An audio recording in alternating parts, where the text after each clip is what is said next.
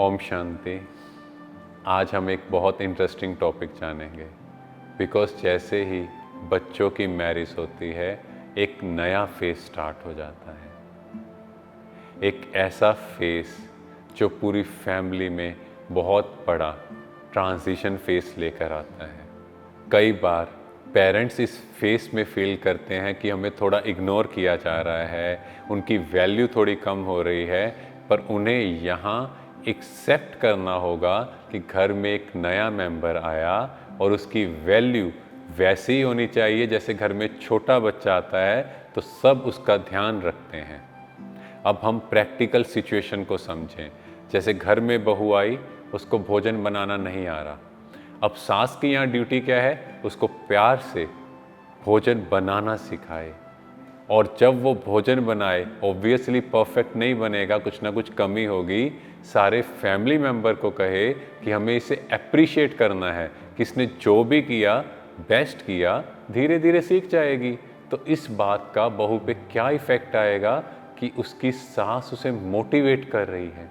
और कहीं ना कहीं जो वो अपनी फैमिली को पीछे याद करती है कि उसकी मदर ऐसे करती थी, वो उनको भूलती जाएगी बिकॉज उसको सास से वही प्यार मिल रहा है, मे बी ज़्यादा मिल रहा है, बिकॉज उसकी सास उसकी कमियों को नहीं, उसको और बेटर बना रही है।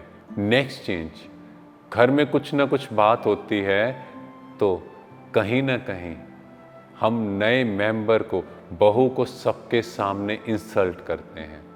जब हम ऐसा करते हैं तो बहू भी नेक्स्ट टाइम क्या करेगी, कुछ ना कुछ उल्टे आंसर देगी और फिर घर में क्या बात होगी, देखो ये कैसे बोलती है, इसको इसके घर वालों ने सिखा कर नहीं भेजा, और इस बात से बात और बढ़ जाती है। पर यहाँ पर पेरेंट्स क्या कर सकते थे, जैसे ये बात हुई वो उल्टा अपने बेटे को बोलते कि तुमने कुछ नहीं बोलना, जो भी बात है शांति से टेबल पर डिस्कस करो। अब जो नेक्स्ट चेंज करनी है, कई बार बहू फिर अपने घर पर फ़ोन करते हैं, सारी बात बताते हैं। यहाँ पर बहू के पेरेंट्स का भी बहुत बड़ा रोल है। उन्हें कहना है कि आपको कोई भी बात हमसे नहीं करनी, जो भी डिस्कशन करना है वही आपका घर है। अब इससे क्या होगा, कहीं ना कहीं जो बहू के फैमिली की नेगेटिव वाइब्रेशंस भी स्टॉप होंगी। और जब घर में बैठेंगे और सास को भी लगेगा कि नहीं, बहू हमारी है, हमें इसको साथ में लेके चलना है, तो ऑटोमेटिकली वो नेगेटिव ऑरा स्टॉप हो जाएगा। और देखा गया आजकल गली मोहल्ले वालों को घर की सब बातें पता होती हैं, तो ये भी चीज़ स्टॉप होनी चाहिए। क्योंकि आपने एक गायन सुना होगा, घर का बेदी लंका ढाए। तो यहाँ घर का जो भी मेंबर बाहर बात कर रहा है वो भी स्टॉप होनी चाहिए कि लोगों की तरफ से नेगेटिव वाइब्रेशंस आएंगी। फिर नेक्स्ट चेंज, कई बार बेटा भी बहू के आगे अपने पेरेंट्स को बोल देता है और पेरेंट्स भी उसको इंसल्ट करते हैं। तो इससे क्या हो रहा है, कहीं ना कहीं न्यू मेंबर, माना बहू की भी हिम्मत खुलेगी ऐसे बोलने की।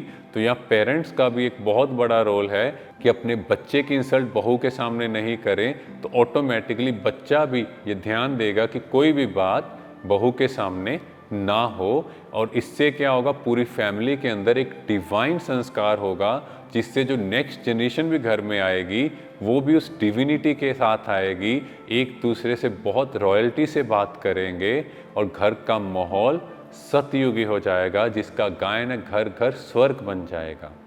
तो यहाँ पूरी फैमिली की यहाँ ड्यूटी बन जाती है कि अपनी फैमिली को अगर स्वर्ग जैसा बनाना है तो बाहर के लोगों की इंटरफेरेंस अपने घर में ना करें। और कोई भी बाहर से आकर आपको आपके बच्चों के बारे में या सास ससुर के बारे में भड़काए तो उसको स्टॉप करो। उनको कहो जो भी बात करनी है आप उनके सामने करो। ये लाइफ का थंब रूल बना लो, कोई भी व्यक्ति उनके पीछे कोई बात करे कि उसने ऐसा कहा, तो आप अपने फैमिली मेंबर को साथ बिठाओ और उनको बोलो अब बोलो। क्योंकि बातें कुछ और होती हैं, पर जब पीठ पीछे बात होती है तो बातें चेंज हो जाती हैं। और इससे क्या होगा, सामने वाले लोग भी आकर कोई नेगेटिव इन्फॉर्मेशन नहीं देंगे और आपको भी यूनिटी में रहना आएगा। क्योंकि हम बदलेंगे तो हमारा घर बदलेगा। Thank you. ओम शांति।